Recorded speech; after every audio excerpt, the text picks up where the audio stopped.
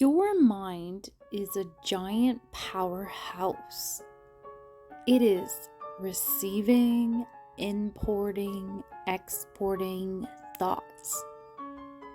Bad thoughts, good thoughts, negative thoughts, positive thoughts.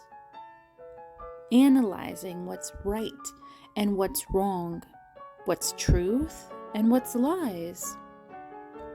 Death-giving thoughts and life-giving thoughts. Our mind has so much energy. Our thoughts make up what we believe in, and this is what controls our life. The decisions we choose, the choices we make. What we see and what we believe leads to our actions, and our motives leads to us, what the things we do. Our minds can be cluttered with negative thoughts. Lust, violence, hatred, greed, jealousy, envy.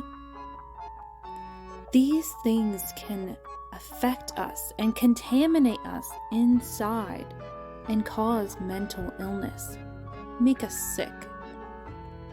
When these things happen, we need to get to the root of mental illness and what's affecting us inside rather than just putting a band-aid over it. For any mental illness or internal illness, a band-aid would be mostly drugs to help numb the feelings so we won't feel or have to deal with it. But with treating it and getting into the root, it takes more time and it's not easy. Our minds are complicated, but it has so much power and it's sensitive. Like your mind needs rest, and that's why we need sleep. Your mind needs exercise too, and it needs a workout. Sometimes when we are faced with problems or hardships in life, they can either break us or make us stronger. Those who don't give up are mentally stronger. Inner strength is brought by having faith, courage, hope, fighting those negative thoughts that tear us down, that bring us down. I remember in my early 20s, I wanted to be fit. And it was so hard for me at first. After like 10 minutes of working out, I felt like I was losing control of my breathing, of my mind. I felt dizzy. I felt like I couldn't do it. And everything that was on my mind was, I can't do this. I can't do this. I can't do this. But I had that desire. I wanted to be fit. So I began to educate myself. I started to watch inspirational videos of people's fitness journey, and that inspired me. I began to watch fitness videos. I joined the gym. All this encouraged me to keep trying to be fit and where I want to be and what I want to be. I had to feed my mind with positive thoughts.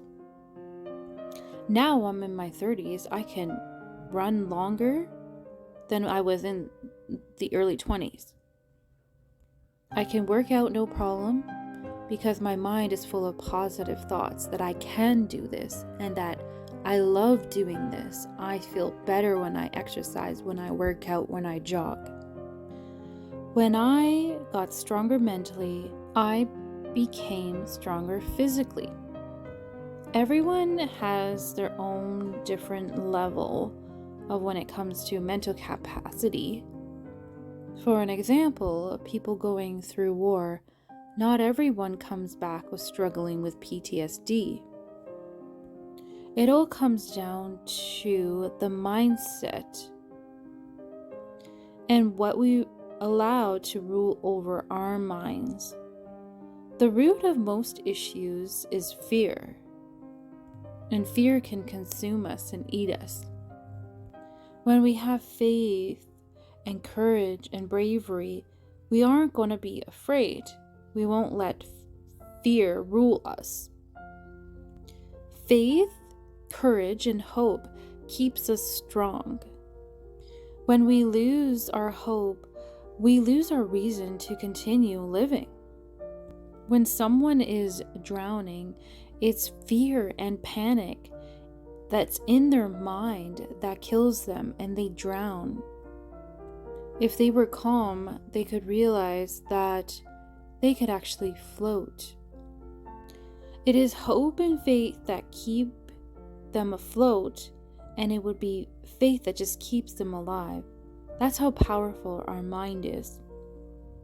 When we believe what we believe, the Bible says to take every thought captive and to renew our mind and to focus on what is good and what comes from God. When our mind is full of fear, we can't live with faith and joy. But with faith, we are able to live a life with joy. Fear stops us in our life, but faith keeps us strong. Fear steals our joy, but faith will give us joy. We need faith, and faith starts inside. In Romans 12:2 says, "Do not be conformed to this world, but be transformed by the renewal of your mind, that by testing you may discern what is good, what is the will of God, and what is good and acceptable and perfect." And then 2 Corinthians 10:5-6 says, "We destroy arguments and every lofty opinion raised against the knowledge of God, and take every thought captive to obey Christ, being ready to punish every disobedience when your obedience is complete." Be blessed.